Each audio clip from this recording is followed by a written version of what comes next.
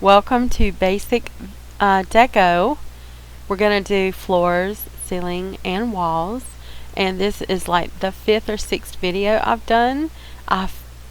The last one I saved when I was logging out of RLC and logging into Second Life. It lagged so bad I prematurely closed it. And when I did, it fucked it all up. So here we go again. You know, I'm getting really tired of decoing this Savvy like 10 times. Okay, so we have an empty Savvy here. And first thing we need to do is open Prop Edit. The Prop Edit window does not have to stay where it's at. You can grab it right here on the edge under where it says Editor and pull it. You can put it anywhere you want to. Just letting you know. I like to pull mine away from the edge. I like it better that way. Okay, so for this project, I want to do a St. Patty's Day theme. And I think what I want is like a white plank floor, like a hardwood floor, but white. So what I'm going to do is I'm going to go to Google. And I'm going to type in, oh wait, I don't want to close that. And I'm going to type in what I want. So, white plank floor seamless. Okay. So I go to images. And I go to tools. Now this is a step you can skip if you don't care about using textures that don't belong to you. But if you do care, then click on Tools, Usage Rights. Now, the ones that are labeled for reuse are fine to use. You can even use this one, labeled for reuse with modification, as long as you're making changes up to like a 25% change. If you really don't care, then you can skip this step. But for this purpose, I'm going to use label for reuse. So I'm going to scroll down and find the floor that I want. Right here. Now this is the thumbnail for it, the small version. So I want to click on it, and I left clicked. So it made it bigger. See, the size of it is 910 by 617. I'm looking for watermarks. There are no watermarks. And it's got that kind of rustic look, which I like, so I'm going to download it. So I right click on it, save image as, and now I need to go in my folders. Okay. I need to make a new folder, so I'm going to click right up here. It makes a new folder. Okay, so I'm naming it Demo Savvy, but make sure that what you name the folder is what you're going to name the property. Okay, so if you're doing a winter cabin or something, you want to come up with something, a good winter cabin name, like Winter Pines or Snowy Pines or something like that. Okay, so for this folder, you're going to put all the textures that you use on this particular property. They're all going in the same folder, the folder with the name of the property. So I'm just going to hit enter, and now I'm going to click on that where we're actually in the folder. Okay. Okay, now here's the name of the texture that we just downloaded from Google. Background wooden textured pattern. But a year from now, when you're thinking about that white wood slat texture you used on that one project and you go looking for it, you're not going to remember that the name is background wooden textured pattern. So I always change all of my file names. I change every one of them. So I'm going to name it wood slats white rustic and hit enter. Okay, so we have the texture. Now what we need to do is maximize it. So Gimp should already be open and sitting there waiting on you. So I'm going to click on Gimp. Okay, this right here are your Gimp brushes. There are different kinds. And about Gimp brushes, you can buy them on the internet. You can do a search for Gimp brushes, and they come in different patterns and shapes and sizes and stuff, and some even come with color. And sometimes you can get a set for like $3 or $7, and some of them are even for free. And you can download them and add them to your list of brushes. Now on my other computer, I have a shit ton of brushes added. I need to add them onto this one. I just hadn't got around to it yet. Okay, and here we have the toolbox right here, all your tools. This right here is your color chart, your color picker. And this right here are settings for your toolbox. And this right here is your work area. Okay, so we want to optimize the texture, which means we want to resize it. We want to make it into the texture we want it to be. Now I'll already go ahead and tell you there's not going to be much done to this texture, so we can get started. We click on File, Open,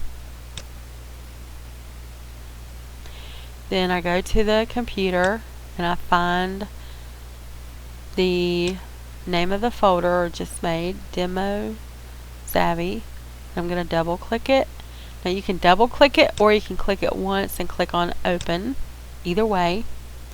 Find the texture, because it's going to be a list of textures once you get midway or near the end. Find the texture you want. You can double click it or you can click it once and click Open. Convert the image. Yes, I want to convert it. Anytime it asks you to convert it, you should just convert it. Okay. So I don't know if this is seamless, so I'm going to make it seamless. So go to Filters, go down to Map, Tile Seamless. Click that. I don't know if you saw the little shift, but it made it seamless. Click OK. Now I need to resize it. About resizing.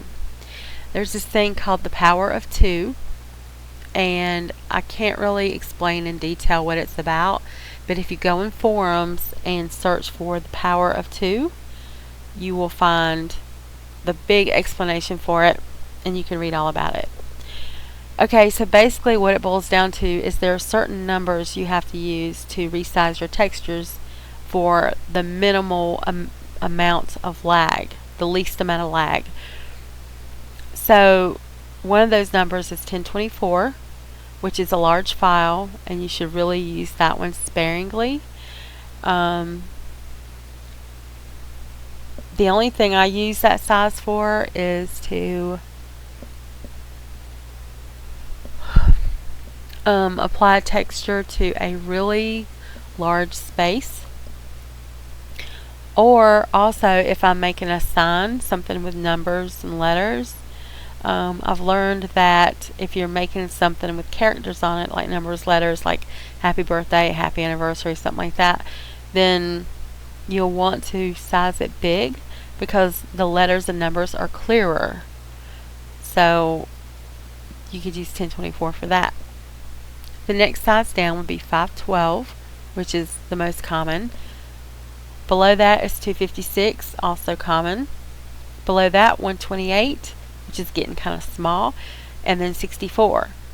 So you kind of got to be careful with 128 and 64, because if you have a large file and you resize it to something really small, like 128 or 64, it's going to pixelate the image and it's going to make it blurry. So you want to avoid that. So now a good way to remember the sizes that you use, if you can just remember 1024, just remember that half of every number is what you can use. So half of 1024 is 512. Half of 512 is 256. Half of 256 is 128. Half of 128 is 64. So if you can just remember 1024, you can just half it and go down the list. Now you can use the numbers. It doesn't have to be 512, 512, 256 by 256. It can be 256 by 512, 256 by 1024. Like if you're making a long skinny banner, you know, it could be 128 by 1024. You can mix and match the numbers as long as they are those numbers. Okay? Alright, so we're going to resize. Click on image. Go down to scale image. Okay, it brings up the size of the image, 910 by 617. Notice that there's a little chain link right here, and this is connected. I'm going to break it. Did you see me break it right there? Alright, so it's broken. Okay, so if this is broken, you can change these. You can change this top number, and this bottom number is not going to change at all. But like this. See, the bottom number did not change at all. But if you leave it linked and you change this top number to 512, watch what happens to the bottom number. It changes it to be like compatible to what it was before. Like if this was 200 and some pixels smaller in the first set of numbers, then it's going to be that same difference here. Whenever you change the first number, the second one is going to change in correlation to what this is. Alright, so I don't want that to happen because 347 is not one of the numbers we can use. So I'm going to break that link and I'm going to change this to 512. Okay, your X and Y resolution should always be 72. If it's not, you need to change it. Then click on scale. And it scaled it. It's now 512 by 512 and it's optimized. So now we need to save it. Okay, there are two files to save. We click on File. Now if we click Save As, you're only going to use Save As and Export As. If you click on Save As, it's going to create an XCF file. You see this file extension right here? XCF. That's what Save As creates. It creates an XCF file, which is like it's kind of like a file folder that has each individual layer saved inside of it. So if you need to go back and fix something, you can just go to that one layer instead of redoing the whole thing.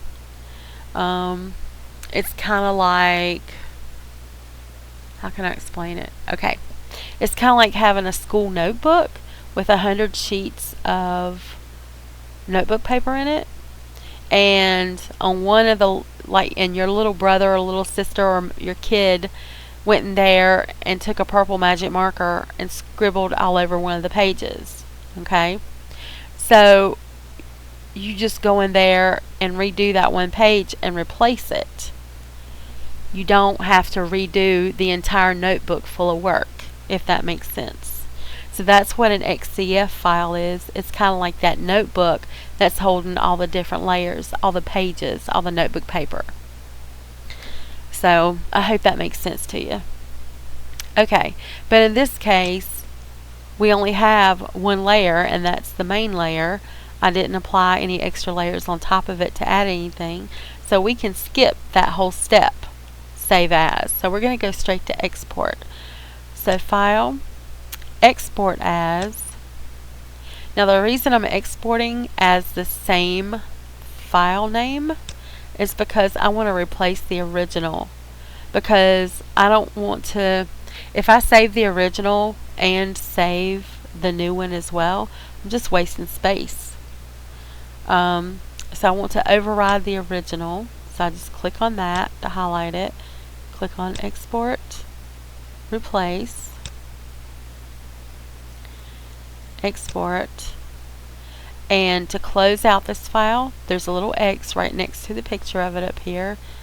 And when I click it, it's going to ask me if I want to save the changes.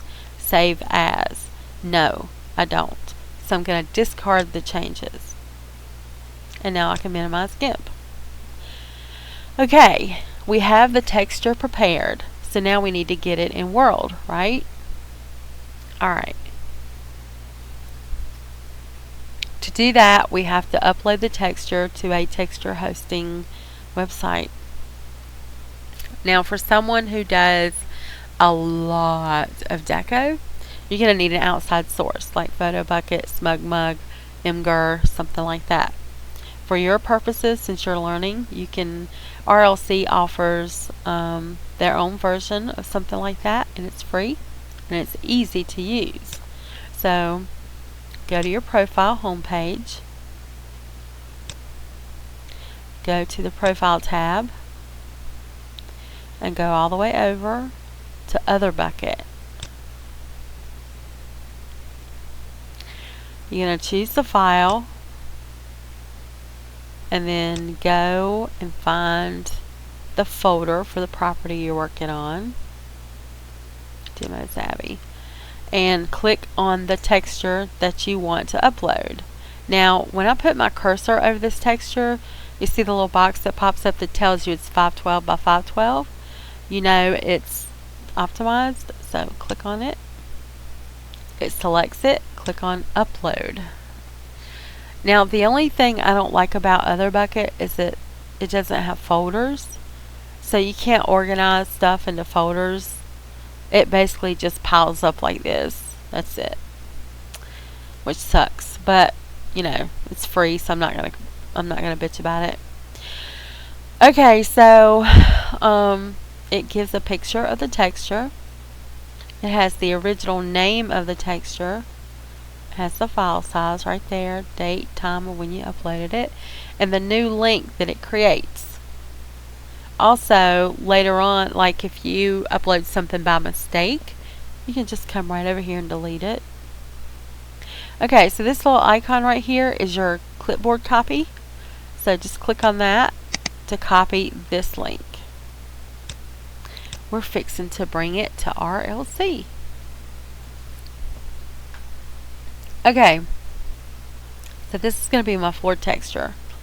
So this is my particular way of doing things. I like to make textures look,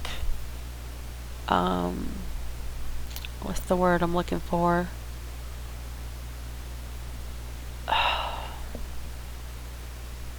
Can't think of the word, I'm too tired.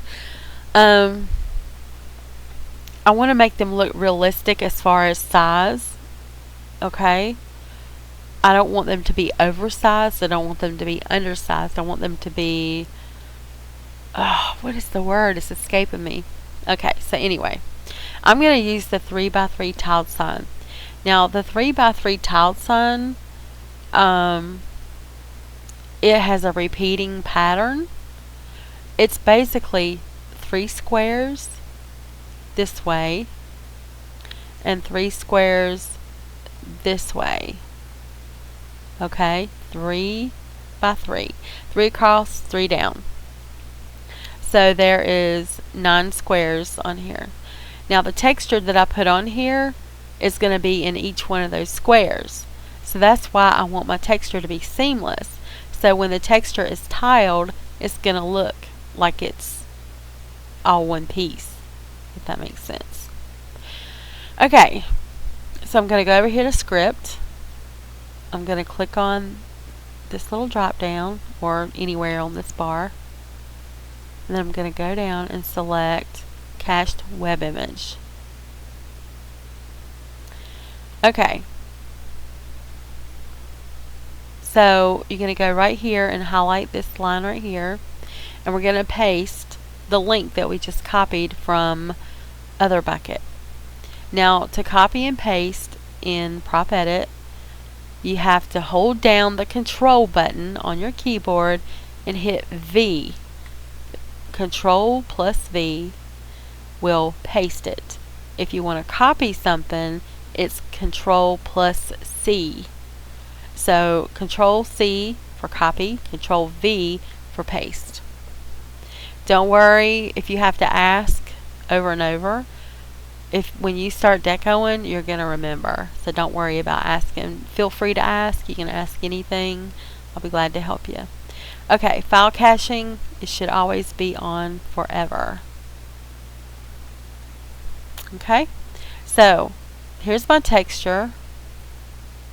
And even though the texture I added is in 9 separate squares, it all looks like one continuous piece, doesn't it? Okay, that's what tiling a seamless texture does for you. Okay, so now I need to put it flat on the floor. So I need to rotate it. So I go to the rotation tab and I go to the X axis. There's a X, a Y, and a Z axis. I don't mess with this part. You can do it this way too, but I don't mess with this because it can mess things up. Now, this you have to deal with in Second Life, but it ain't that bad. It's easier to grab onto. Okay, so I'm going to the X axis and I'm going to rotate this 90 degrees. Now, when you're rotating stuff, keep your numbers even. Don't rotate 84 or 96. It has to be 0, 90, 90 degrees, 180, 270, or back at 0. Unless it's something odd you're doing. Okay, and the reason for this is because you need to keep your fucking walls straight. Everything needs to be straight. If you lay one thing down that's off kilter, everything is going to be off kilter. One time I was hired to do some custom work on a French looking manor that this chick had bought from a well-known property designer here in RLC. She wanted me to add bedrooms on the upper floor.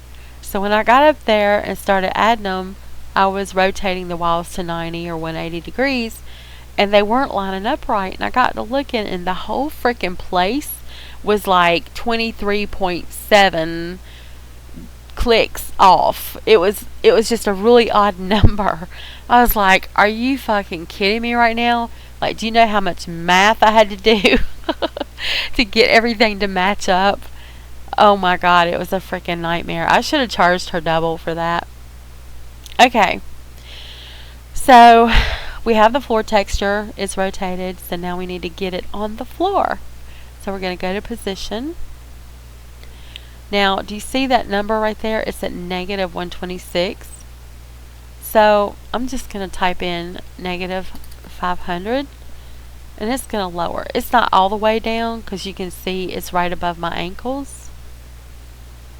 Quit looking at my butt.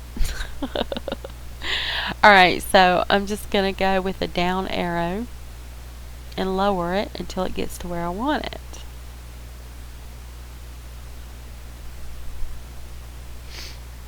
Now you don't want to lower it too far to where it's like part way in the floor, part way on top, because if you do, it's going to flicker when you walk around.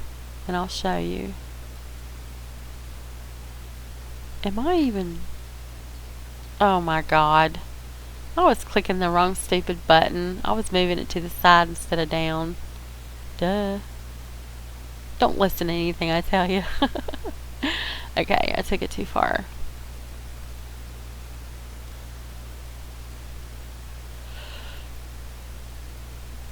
Okay, so this is a good example of getting it too close to the floor.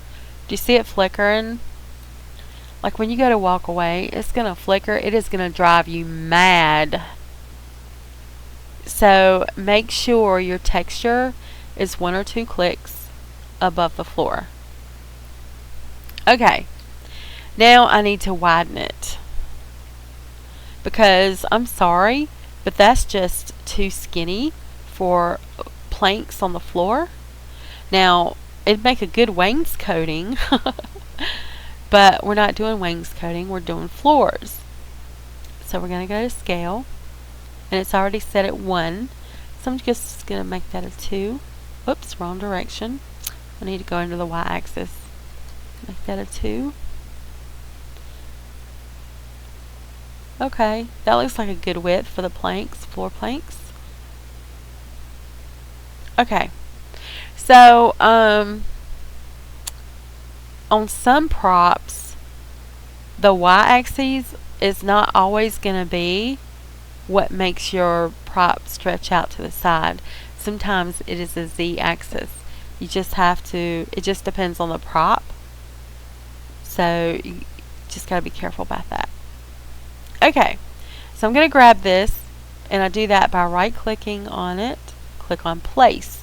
It grabs the texture and you can move it around anywhere you want. Alright, so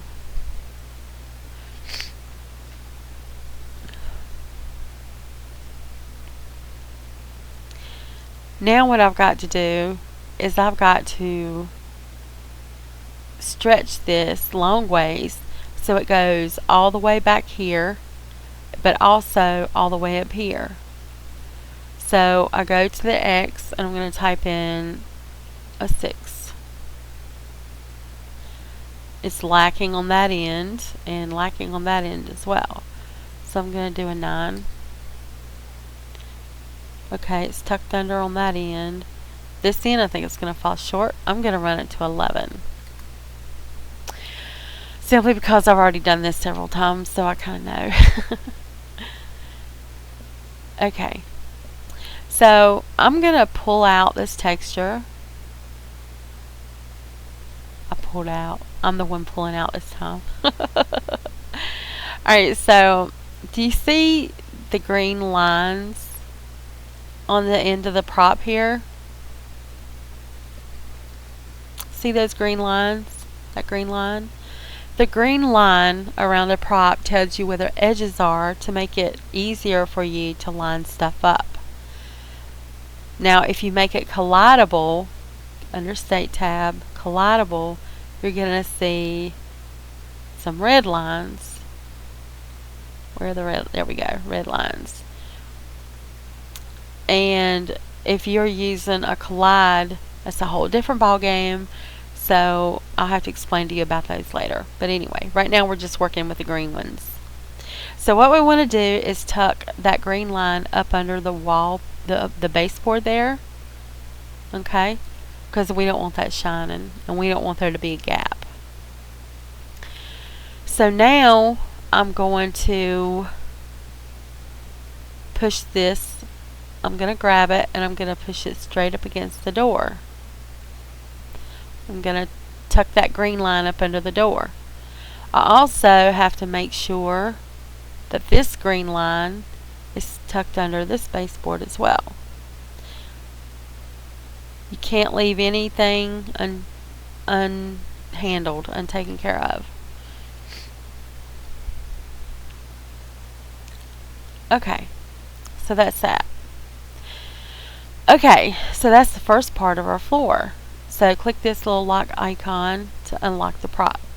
Like it's like taking your hands off of it. You're unlocking it.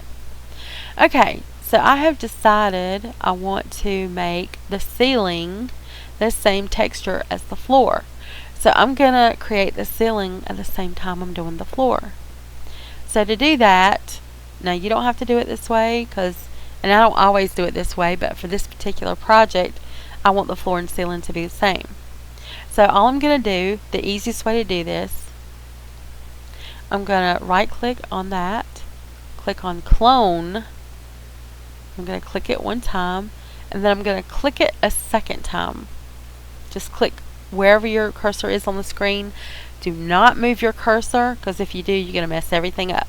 Just click once to clone and then click again right after. The second click is going to release it because when you clone something, you have grabbed it. And if you move your mouse, you're going to be moving it all around. So just click once to clone and then click a second time to release the prop so you don't move it around. Okay, now when you clone something, it offsets that texture by 100 clicks. Right here is the clone texture and this piece sticking out right here that goes from the green line to here is the original one on the floor. You see the gap right there? That's 100 clicks. So the top texture is still highlighted. So I'm going to raise it up.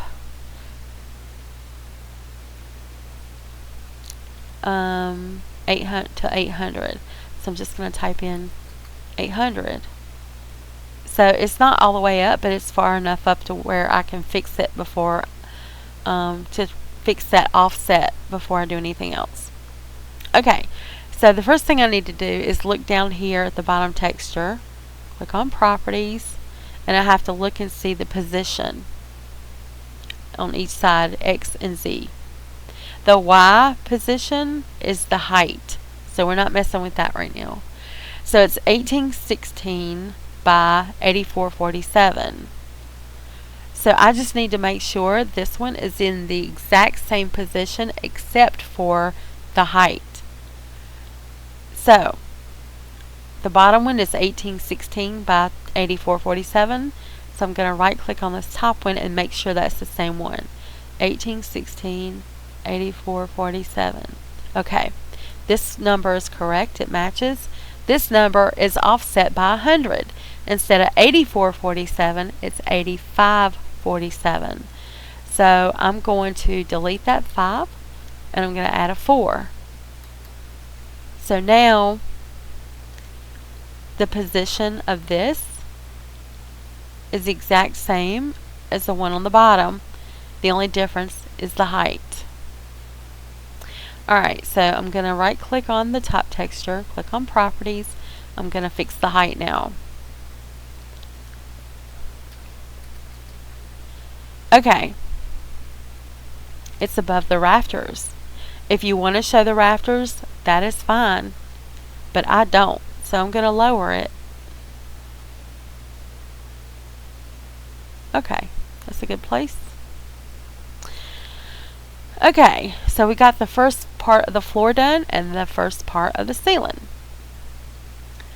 So now I need to repeat this process to cover the rest of the floor. So I'm going to right click on this, I'm going to clone it, and then I'm going to pull it straight on out. Now it's not perfectly lined up, but that's okay because we're fixing to make it perfectly line up. So we click on the original one over here, click on properties. We see the position, this one is 1816 by 8447. Now, when you're cloning something and putting it side by side, one of these numbers is going to stay the same and one of these numbers is going to change.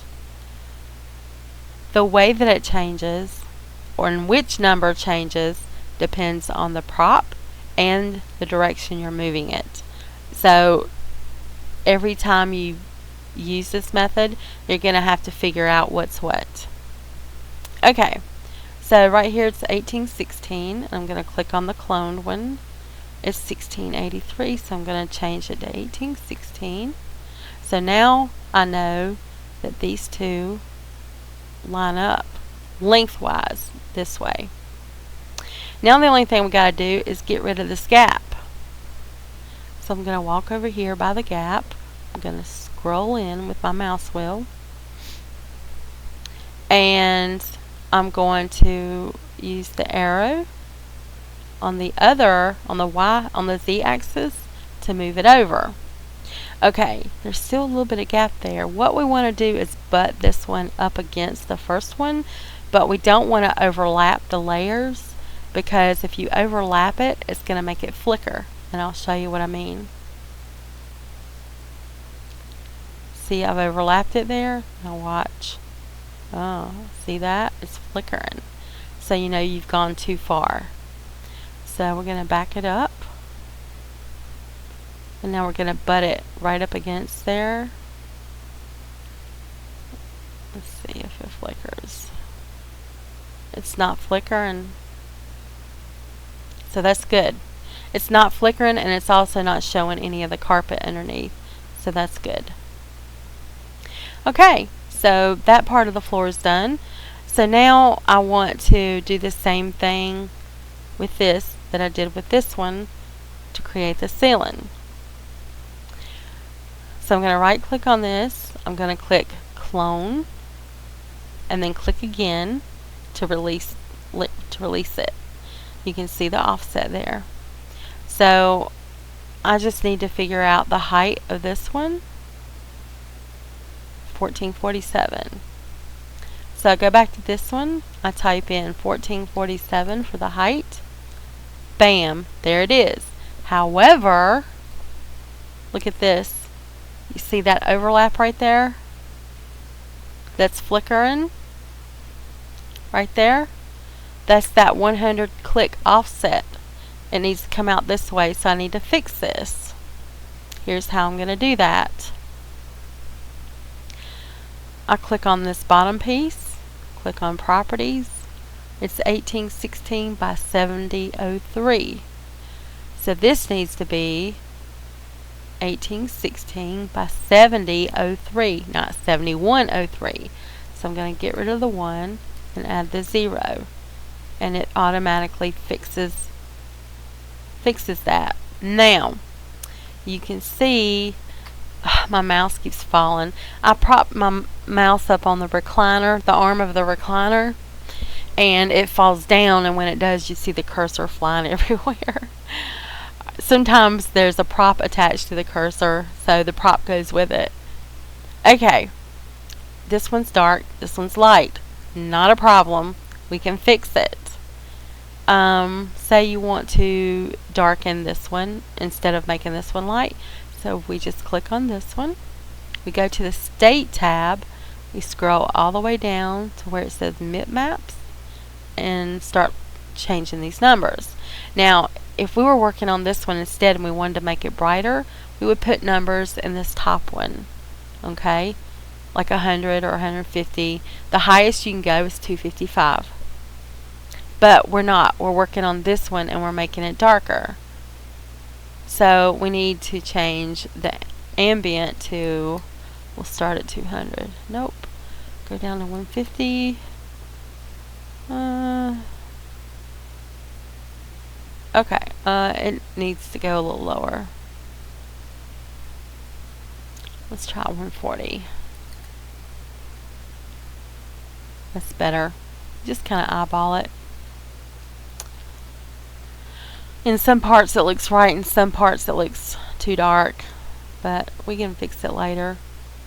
Okay, so basically you do that for the rest of the room, all the way across the room until you get here to this threshold. And once you get past this threshold, everything on this side is different. You got, like, there's a little, this little area right here is weird. So just trust me, it's different. Okay. So there's no point in doing one big sign and just running it through both sides, because it's not going to line up right. Because this floor is just a tad bit higher than the floor back there. So, alright, so you just finish this out and get the ceiling as you go, if you do it this way.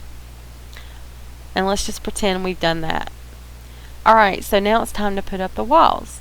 Because just like in your real life house, you don't put furniture in the house until you paint the walls and clean the floors and make sure the ceiling's good, right? So you do all that stuff first.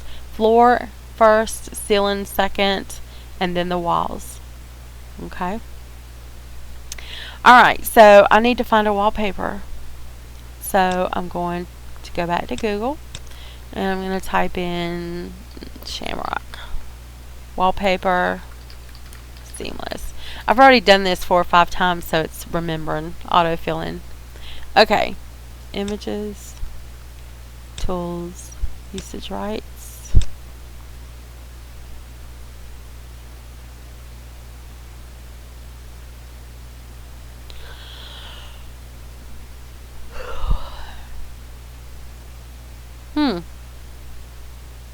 Look at that. Spiders. That'd be great for Halloween. but we don't want spiders. Okay, I'm just going to make my own because I don't see anything I want to use. So what I want to do is I want to make a solid color of green. So I'm going to use Gimp to make that. So click on Gimp. I'm creating a new texture. So I go to File, New. A window will open. And it's going to ask me to assign a size to my new image. Okay. So I want to make it 128 by 128, which I've already done here. The reason why is because if you do a solid color, there's no pattern, there's no numbers or letters, so there's nothing to make fuzzy. So if it's a solid color, doesn't matter if it's light or dark, you can make the image small. Click OK. So it creates a little square. So now I'm going to pick my color that I want on my walls. So I'm going to move this around until I get to the green. Here's the preview where it says current, until I figure out what color green I want.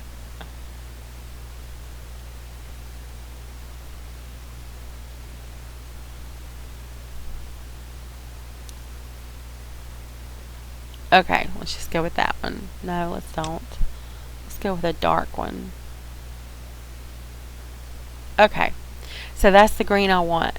So that I don't lose it, I want to save it. So I'm going to click on this little arrow right here, and it's going to add it to my palette. This is like a savings bank for colors that you create. Click OK. Now you see my color shows up in the foreground right here. This is the foreground. This is the background color. Foreground, background. Okay, so I'm going to choose my bucket fill tool. It looks like a paint bucket with a handle, and there's a little bit of paint coming out of it. So I'm going to click on that. My color is in the foreground, so I need to make sure the fill type is foreground color, not background color, not pattern fill. And I just click on it and it paints it. So now that I have it, I need to save it. So I'm going to go to File. I don't have any layers, so I don't need to use that. Export as. I find Demos Abby, the name of my folder. Double click it. Now, since I made this, it has no name. So I need to give it a name. So I highlight that with my mouse, and I'm going to call it Color Dark Green. No. Color Green Dark. Now I have to give it a file name. The two most common files are PNG and JPG. So a PNG is any texture that has a transparency in it, something you can see through, or something that is opaque, or like that you can halfway see through it. Okay, so this is a solid color, you can't see through it at all, so it's going to be a JPEG. So I just add a dot JPG. Also about PNGs, they are bigger files than JPEGs. So if you don't have to use a PNG, then don't make it a PNG. Okay? So if it has no transparency in it, make sure it's a JPEG. So I'm going to export that. Export. I'm going to close this out. I'm going to discard the changes. Now I need to bring it into RLC. So I'm going to go back to Other Bucket, and I'm going to upload it. There it is. Upload. And it's shown up on my list. So I just need to do the clipboard copy here. Okay, so I need to make a wall. So I'm going to click on this single paper icon and prop edit. I'm going to type in a wall. I'm going to scroll down and I'm going to click wall. Create. See how thick that wall is? See how thick that is? This sign we put on the floor is thin like a piece of paper. And this is thick. This is definitely what we want. So to get the texture on there, I go to script, click on this, scroll down to cached web image. I'm going to highlight that, Control V to paste it, change that to forever. Now I'm going to right click on this, click on place, and I'm going to move it over here to the wall. Just eyeball it, it's fine. We're going to fine tune it in a minute. Okay, so now I want it to be lowered to the floor, so I'm going to type in -500. And then I'm going to adjust, fine tune it. So what I want to do is I want to lower it. Let me raise it back up. I want to lower that wall until those green lines down at the bottom disappear into the floor. But you don't want to go too far because you want to keep your deco neat. You don't want anything hanging out in any direction like 4 or 5 miles wide. So keep your deco neat as you go so that later on, if you decide to build outside or outside another wall, you don't have anything sticking out. You don't have to redo it. So make it neat as you go along. Okay, so I need to widen this. So I go to scale and I make this like a 3. Okay, at first glance that looks like just a sliver there that's missing, and it's way out to the side here. So let's walk over here and take a look. Oh, look at there. It's not a sliver, it's a big chunk missing. So the thing about deco is you need to walk around and look at different angles while you're working. Don't ever stand in one place in deco because it's not going to come out right. You're going to miss something. So I'm just going to grab this and I'm going to pull it off to the side. Okay. It's in right there and there's a little bit here, so I'm just going to make this a little wider. Say 3 point, that might be too big. Let's do 3.25. Okay, so the green lines are gone on this side. And on this side, well, I need to push it back up against the wall is what I need to do. So, okay. So on this side, what I do is I let the wall overlap a little bit. You see how the green wall is sticking out just a little bit? There's a reason for that. And that reason is because when you put a wall on this side, the edges are going to meet like a joint, like a wood joint. So you want them to butt up against each other and form a clean joint. So you want to leave a little bit of overlap. Now looky here. The green lines are not buried anymore. So let's just give it a few clicks to bury it once again. I'm going to have to adjust this again. So I'm just going to push it over a little bit. Okay.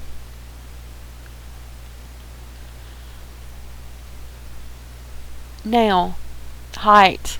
I want this to go all the way up to the top until these green lines at the top are buried in the ceiling. So I'm going to go to scale, going to go to the y-axis, and I'm just going to run that arrow up. Or you can type in a number that you think it's going to be. It'll probably be a 3. Or close to it. Okay. So the green lines are hidden in the ceiling. Okay. So now I'm just going to unlock the prop and step away. That wall is done. but now I want to do the side wall. So what I'm going to do is I'm going to clone this one, right click on it and click on clone. I'm going to pull it out. Now there's two ways that you can rotate a prop. You can just right click on it, click on place, and turn your mouse wheel. Okay, but here's the danger in that. That looks straight, doesn't it? That wall. Look, it's at 84. It should be at 90.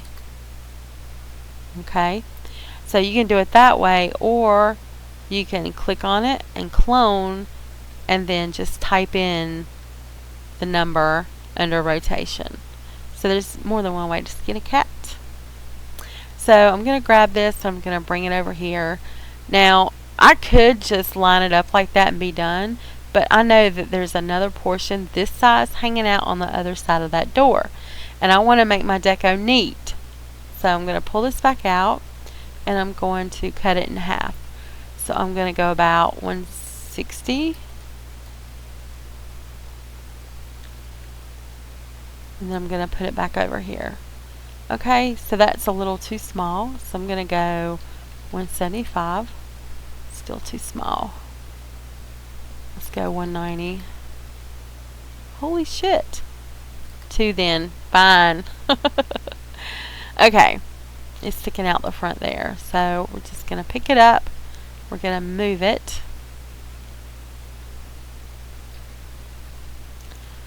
So now I'm going to use the arrows under position to fine tune this.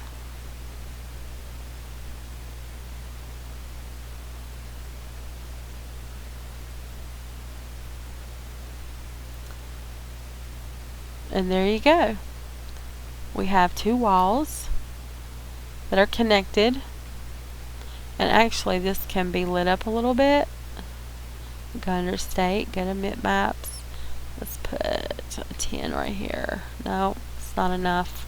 My mouse just fell again. 25.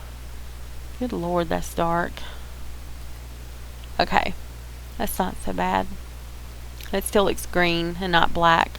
So basically, just by lighting up one of the walls or leaving one darker, it looks like there's a light source here, because it looks like the light is shining on this one, which puts this one in shadow. So basically, you just go around the room doing that, adding the walls. So by the time you're done, you have got a white wood floor, you've got a white wood ceiling, and you have green walls, and then you'll be ready for your next step, which is appliances and furniture. Okay, so after that you just close prop and you're done.